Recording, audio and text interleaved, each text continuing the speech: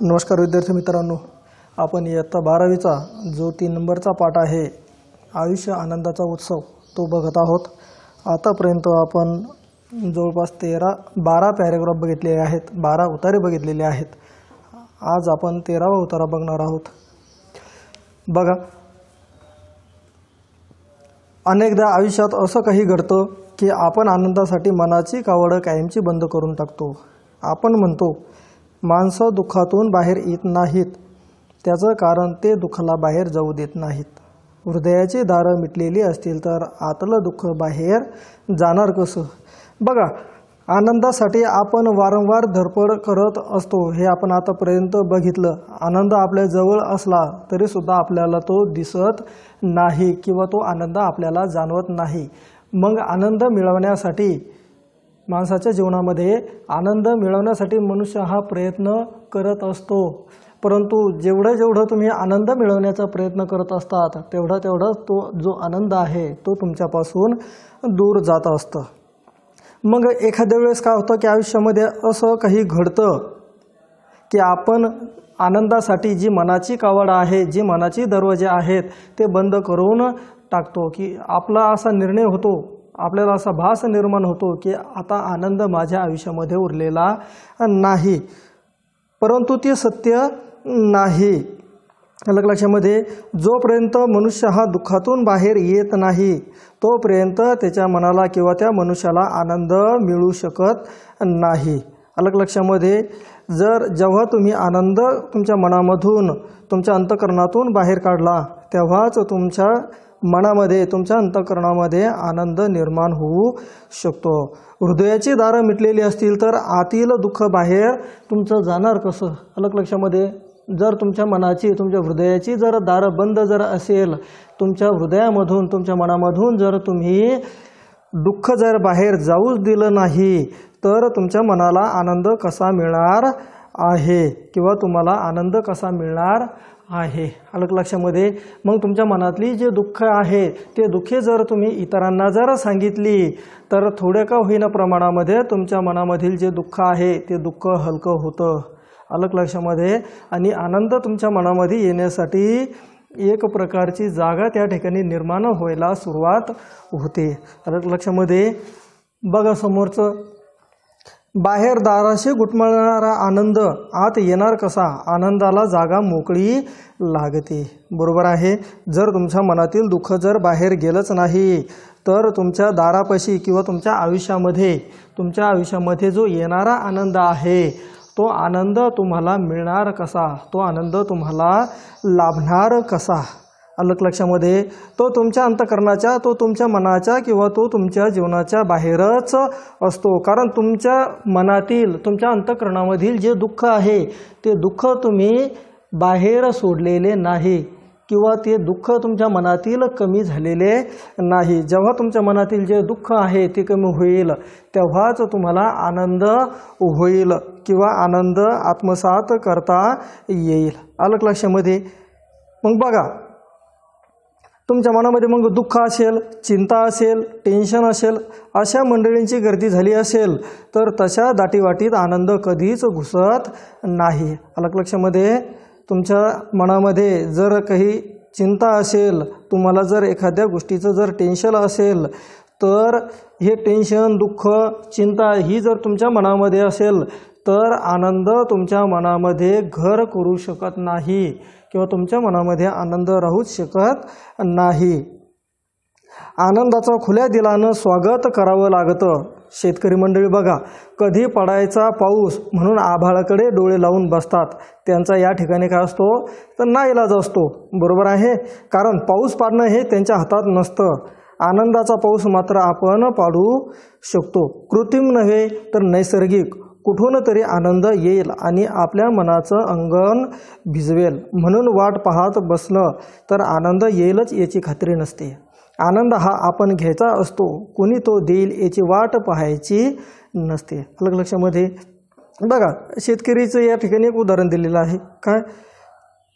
शेतकरी मंडळी पाऊस पडायचा म्हणून आभाळाकडे डोळे लावून बघत असतो, कारण काय तर त्यांना तो नाईलाज असतो, तो काही आता मनुष्याच्या हातामध्ये आहे का पाऊस पडणं?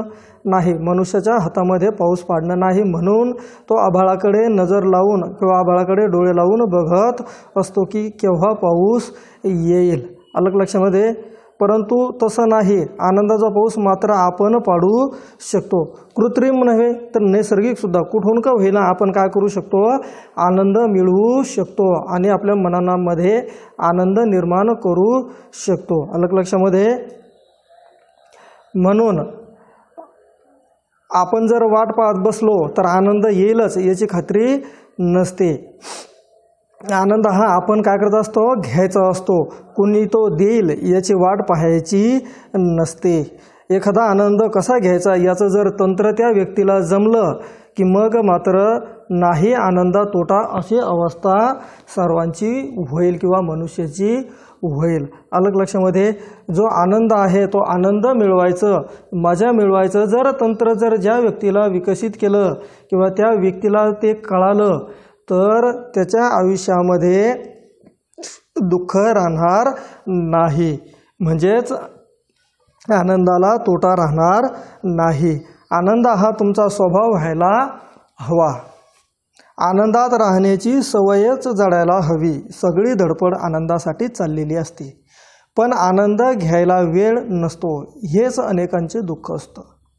दुःखासाठी आपण भरपूर सबबी भरपूर कारणं शोधलेली असतात. आनंदासाठीची मात्र मोजकीच कारणं आपल्याला माहिती असतात. खरं म्हणजे हे उलट व्हायला हवं. बरोबर आहे की नाही? दुःखासाठी आपल्याकडे भरपूर अशी कारणं असतात, परंतु आनंदासाठी भरपूर अशी कारणे नसतात. आनंद हा तुमचा स्वभाव व्हायला हवा. अलग लक्षामध्ये. आणि प्रत्येक क्षणातून प्रत्येक आपण त्याला काय म्हणू, प्रत्येक ठिकाणी प्रत्येक क्षणातून तुम्हाला आनंद मिळवण्याची सवय जडायला हवी, सवय व्हायला हवी. कारण काय तर आपली जी सगळी धडपड आहे ती आनंद मिळवण्यासाठीच सुरू असते, पण आनंद घ्यायला वेळ नसतो. हेच अनेकांचे दुःख असते. त्यासाठी आपण भरपूर अशा सबबी भरपूर अशी कारणं शोधलेली असतात. लक्षामध्ये. मग काय तर आनंदासाठीचे मात्र मोजकीच कारणं आपल्याला माहिती असतात. खरं म्हणजे हे उलट व्हायला हवं असं लेखकाला वाटतं. आनंद होणं, छान वाटणं, मस्त वाटणं हे एकदम सोपं आणि सवयीचं करून घ्यावं. वाईट वाटणं दुर्मिळ अपवादाचं करून ठेवावं. तुमच्या मनाला आनंद केव्हा होईल किंवा तुमचं जे मन आहे ते सुखी केव्हा होईल की जेव्हा तुम्ही तुमचं मन किंवा तुम्ही आनंदी व्हाल, जेव्हा तुम्हाला छान वाटायला लागेल, जेव्हा तुम्हाला मस्त वाटायला लागेल, तेव्हाच तुमच्या मनामध्ये आनंद निर्माण होऊ शकतो. आणि वाईट वाटणं, अलग लक्षामध्ये, वाईट वाटणं ही जर कृती आहे, ही कृती जर दूर ठेवली तर तुमचं जे मन आहे ते नेहमी आनंदी राहील. सौंदर्य जसं पाहणाऱ्याच्या दृष्टीत असतं तसा आनंद घेणाऱ्याच्या वृत्तीत असतो. बरोबर आहे. सौंदर्य जसं पाहणाऱ्याच्या दृष्टीमध्ये असतं तसंच आनंद हा घेणाऱ्याच्या वृत्तीत असतो. निसर्गरम्य वातावरण आहे, निसर्गरम्य वातावरण आहे. आता निसर्गरम्य वातावरण, हिरवीगार झाडी झुडपी, बहरलेली फुले, असं जर वातावरण जर आपण बघितलं तर मनाला एक प्रकारचा आल्हाद मिळतो, मनाला आनंद मिळतो. परंतु तो आनंद, तो आल्हाद केव्हा मिळेल की जेव्हा त्या व्यक्तीमध्ये ती घेण्याची वृत्ती असेल. जेव्हा त्या व्यक्तीमध्ये ती घेण्याची वृत्ती असेल तेव्हाच त्या व्यक्तीला त्या निसर्गरम्य वातावरणामधून काय मिळेल? आनंद मिळेल. अन्यथा जर तो आनंद घेण्याची वृत्ती जर त्या व्यक्तीमध्ये नसेल तर त्या व्यक्तीला आनंदच मिळणार नाही. हिरवीगार झाडी झुडपी, बहरलेली फुले जर आपण बघितलं तर त्या फुलांकडे, त्या वातावरणाकडे, त्या निसर्गरम्य वातावरणाकडे आपणाला तसंच एकटक बघावं असं वाटत असतं. आणि असं ज्यावेळेस वाटतं तेव्हा तुम्हाला त्या ठिकाणी आनंद मिळून राहिलेला आहे असं आपण म्हणायला हरकत नाही. अलग लक्षामध्ये. लहान मुलं निरागस असतात बरं का, आनंदी वृत्तीची असतात, म्हणूनच ती आनंद घेण्यात तरबेज असतात. आनंद हा त्यांचा आग्रह असतो, अधिकार असतो. त्यांनी हात केल्यावर चिमणी भुर्रकन उडाली तरी त्यांना केवढा आनंद होतो, किती आतून हसतात ते. बघा, लहान मुलाचं उदाहरण सांगितलेलं आहे. लहान मुलं कशी असतात? निरागस असतात, निर्मोही असतात, निरागस असतात, आनंदी वृत्तीचे असतात. अलग लक्षामध्ये त्यांना कसल्याच प्रकारचा मोह नाही. आणि मनुष्याच्या जीवनामध्ये बघा, मनुष्य जीवनामध्ये आनंदाचं प्रमाण कमी होण्याचं कारण एकच आहे. काय कारण आहे? तर मनुष्य हा मोहाला बळी पडतो. मनुष्य हा मोहाला बळी पडतो आणि मग त्याला जे हवं आहे ते जर त्याला मिळालं नाही तर त्याचं जे चित्त आहे ते चित्त काय होतं? दुःखी होतं. त्याचं जे मन आहे ते मन दुःखी होतं आणि मग तो व्यक्ती आनंदी न राहता काय राहतो? तर दुःखीच राहतो. लहान मुलाचं सांगितलं, लहान मुलाचं कसं निरागस मन असतं. लहान मुलाचं मन कसं असतं? निरागस, वृत्ती त्यांची आनंदी असते. अलग लक्षामध्ये. म्हणून त्यांच्याजवळ जर एखादी चिमणी जर बसलेली असेल, त्यांच्या शेजारी त्यांच्या बाजूला जर एखादी चिमणी बसेल असेल आणि त्या मुलांनी जर त्या चिमणीकडे थोडाफार हात जर केला आणि ती चिमणी जर उडून गेली तर तेवढ्यातच त्या मुलाला काय मिळतो? आनंद मिळतो. म्हणजे या छोट्या छोट्या ज्या गोष्टी आहे, या छोट्या छोट्या गोष्टीतून मनुष्याने आनंद घेण्याचा प्रयत्न करायला हवा. आपण मोठे होतो आणि या छोट्या छोट्या आनंदाला पारखे होतो. आनंदाची हीच तर गंमत आहे.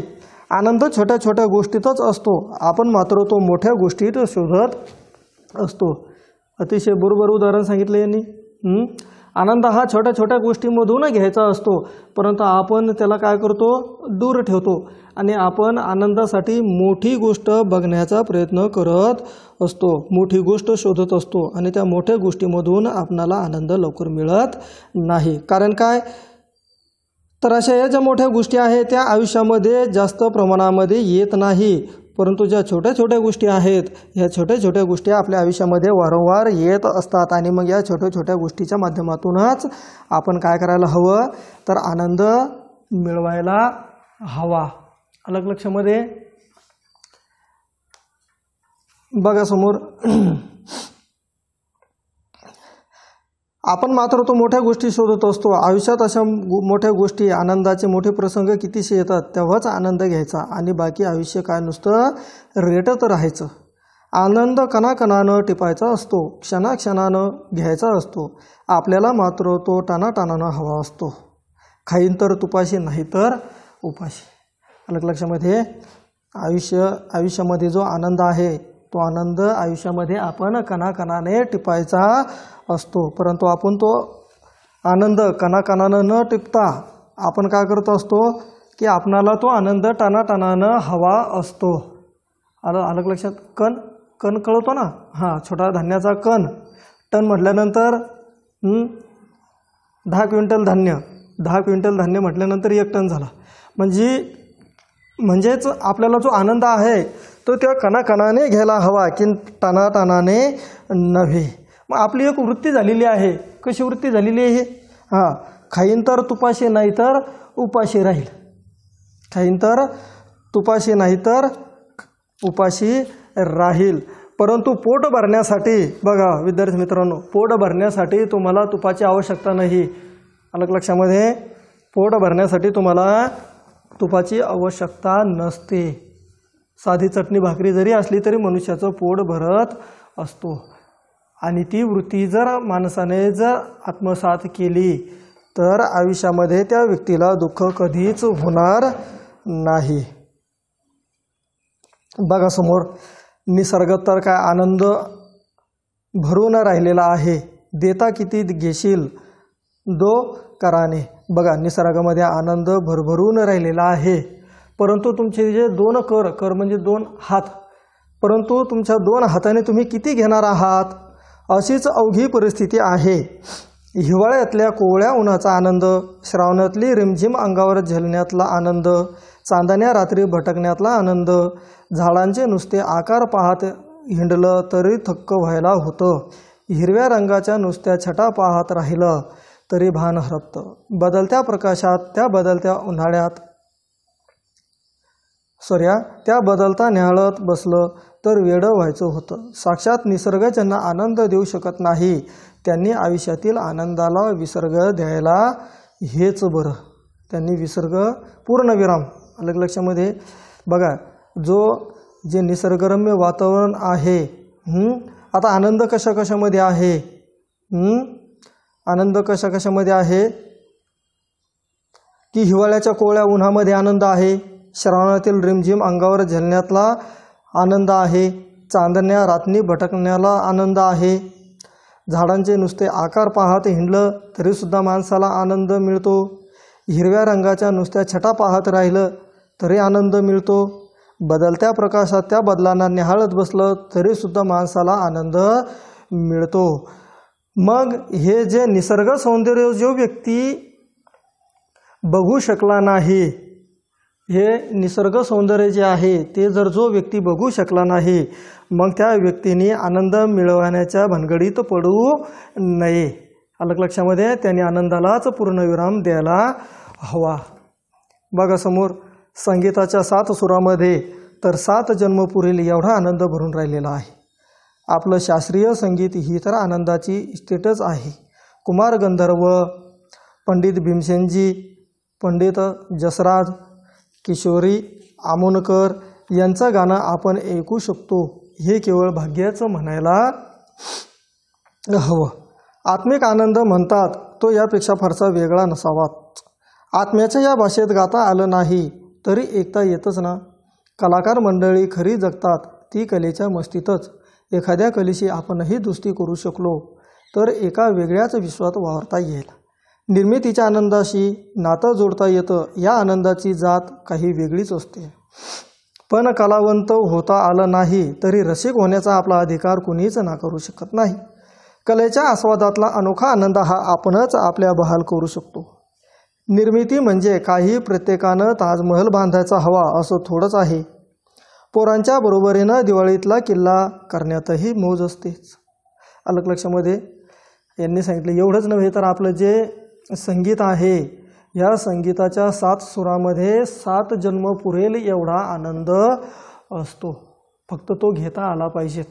मग जे कलाकार मंडळी आहे, अलग लक्षामध्ये जे कलाकार मंडळी आहे त्यांचे आता इथं जवळपास म्हणजे शास्त्रीय संगीतकार याच्यामध्ये कुमार गंधर्व दिलेलं आहे, भीमसेनजी जसराज सांगितलेलं आहे, किशोरी आमोणकर सांगितलेले आहे.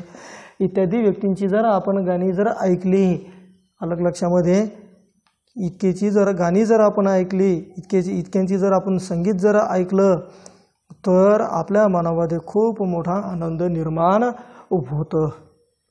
आणि हे जे लोक आहेत हे लोकसुद्धा हे जे संगीत तयार करतात हे आनंदातच स्वीकार करत असतात, आनंदातच तयार करत असतात. ते पूर्णपणे संपूर्ण तन मन धनाने त्या संगीतामध्ये रमून गेलेले असतात.